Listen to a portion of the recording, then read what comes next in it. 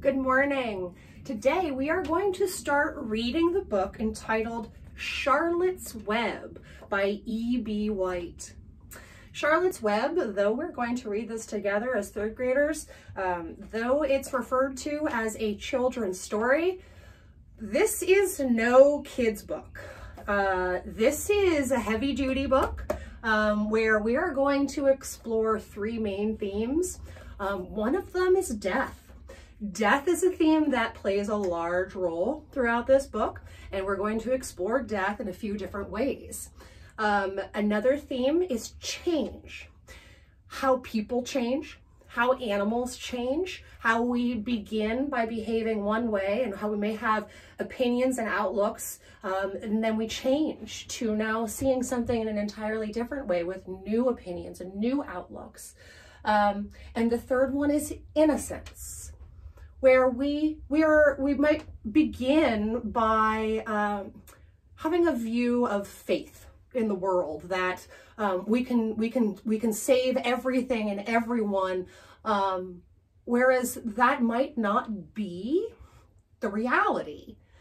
This is a genre or type of book called fantasy, which means the impossible is going to happen in this book. So even though we're going to be dealing with very real life situations like death and change and innocence, we are going to be doing it in an impossible manner.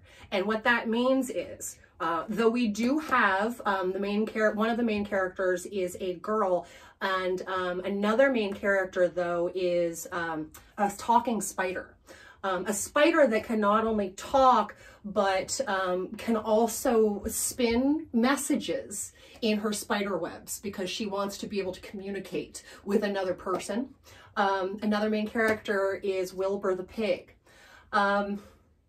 The summary of this story is that a little girl, she lives on a farm, and she witnesses the birth. She's around for the birth of piglets, baby pigs.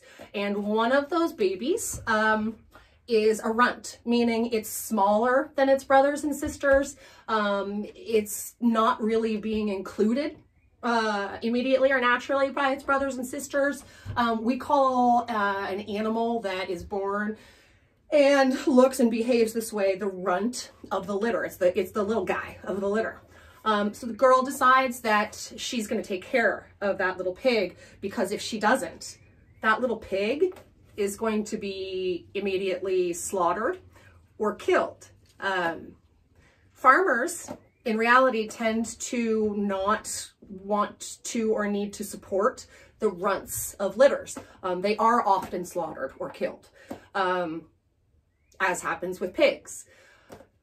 This girl, though, in her innocence, she wants to save this pig, and she recruits the help of the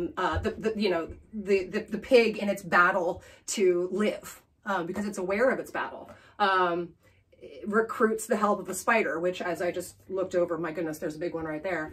And an incredible story of friendship and battle and death and change begins. So deep breath, because this is a wild one. And even if you've already seen the movie, try and take a deep breath and clear your thoughts of what you saw in the movie, because it is a little different in the book. If you want to use the characters from the movie to be the model of what you imagine the characters in the book being, then please do that. Also, don't spoil it for us if you know what happens. Ready? Let's begin reading.